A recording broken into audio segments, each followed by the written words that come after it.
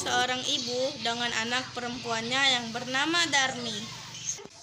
Ayah Darmi sudah meninggal saat Darmi masih kecil. Dahulu, mereka hidup berkecukupan. Namun, setelah ayahnya meninggal, ibu Darmi harus bekerja keras di ladang demi hidup mereka. Karena setiap hari bekerja di ladang, kulit ibu Darmi jadi kian gelap.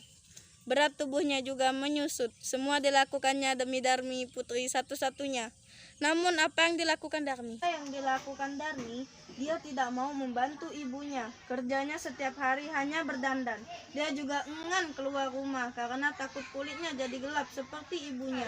Ibu Darmi hendak bekerja di ladang. Dia akan bekerja sampai sore sebab musim panen sudah tiba. Ibu Darmi berkata pada Darmi, "Darmi, bisa kakak masak hari ini, nak?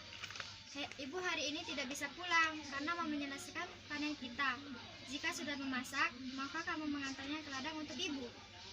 Darmi yang sedang merapikan hijabnya terkejut. Tidak mau, Bu. Kalau aku memasak, nanti badanku bau tungku. Aku kan habis mandi. Lalu kalau aku mengantarkan makanan ke ladang, kulitku nanti hitam. Aku kan habis luluran. Ibu Darmi hanya menggelengkan kepala sedih. Kadang ibu Darmi bekerja dengan keras. Dia mengumpulkan hasil panen untuk dijual ke pasar. Dia tidak memperdulikan perutnya yang lapar. Saat lelah, dia beristirahat sambil meminum air kendi yang dibawanya.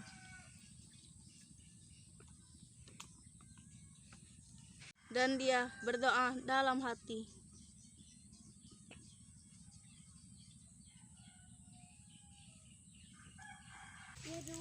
Pulang dari ladang, ibu Darmi pulang ke rumah dan betapa terkejutnya dia melihat tidak ada makanan yang bisa dimakan. Darmi sama sekali tidak memasak dan Darmi yang melihat ibunya pulang malah marah-marah. Ibu ini dari mana saja sih? Aku kan lapar seharian tidak makan. Darmi, tadi kan ibu sudah menyuruhmu untuk masak. Aku tidak mau, Bu. Darmi meninggalkan ibunya yang kelaparan juga kelelahan. Keesokan harinya. Darmi, Iya, Bu. ikutlah ibu ke pasar, nak. Ibu membutuhkanmu untuk membawa hasil ladang kita. Nggak mau, Bu. Nanti kulitku kotor. Apalagi kan pasar itu becek.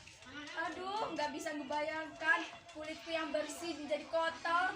Akhirnya ibunya ke pasar sendiri dengan membawa hasil ladang itu. Sorenya, Ibu Darmi membawa uang hasil panen.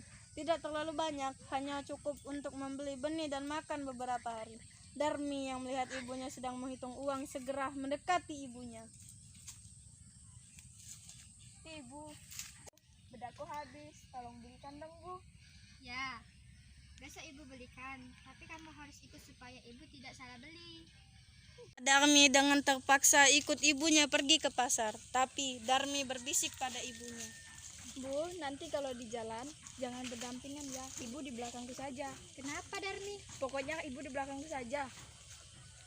Darmi sebenarnya malu berjalan sama ibunya yang berkulit gelap dan wajah tak terawat. Di tengah jalan ada teman Darmi yang menghampiri dan bertanya. Hai Darmi, kamu mau kemana? Mau ke pasar. Dia siapa, Darmi? Ibumu ya? Darmi yang tak ingin temannya tahu jika dia mempunyai ibu yang kotor dan jelek segera menjawab. Oh, dia. Bukan, dia pembantuku. Tentu saja bukan ibuku. Amit-amit deh. Betapa sedih ibu Darmi mendengarnya, namun hanya ditahan dalam hati. Mereka pun melanjutkan perjalanan. Darmi bertemu dengan temannya yang lain. Darmi, kau mau kemana? Aku mau ke pasar. Oh, ngomong-ngomong, siapa yang ada di belakangmu? Apa dia ibumu? Oh, dia pembantuku. Tentu saja bukan ibuku. Hati ibu Darmi semakin sedih. Begitu tega anaknya mengakui dirinya sebagai pembantu. Namun, sekuat tenaga dia berusaha menahannya. Sampailah Darmi dan ibunya di pintu pasar. Mereka akan memasuki pasar. Lagi-lagi Darmi bertemu temannya yang lain. Darmi, tumben kamu pergi ke pasar. Siapa itu yang belakangmu? Itu pembantuku. Darmi tak kuasa menahan air matanya. Dia sudah tak tahan lagi. Maka dia pun berdoa dalam hati.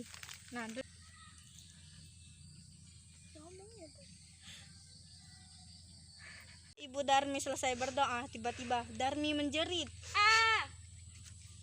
Ibu, tolong aku. tanyakan lagi. Demi sedikit Darmi menjadi batu. Ibu Darmi menangis pilu. Maafkan aku, Nak. Ini semua perlakuanku terhadap ibu. Ampun Bu, ampun. Darmi tidak akan mengulanginya lagi. Darmi merintih sambil menangis meminta ampunan ibunya. Sayang, semua tak bisa kembali. Darmi tetap menjadi batu. Dia harus menanggung hukuman karena telah durhaka terhadap ibunya yang sudah merawat dan menjaganya. Hingga dia besar, batu itu akhirnya dipinggirkan orang-orang dan disandarkan di tebing. Hingga sekarang batu itu masih ada di Kalimantan Barat. Dan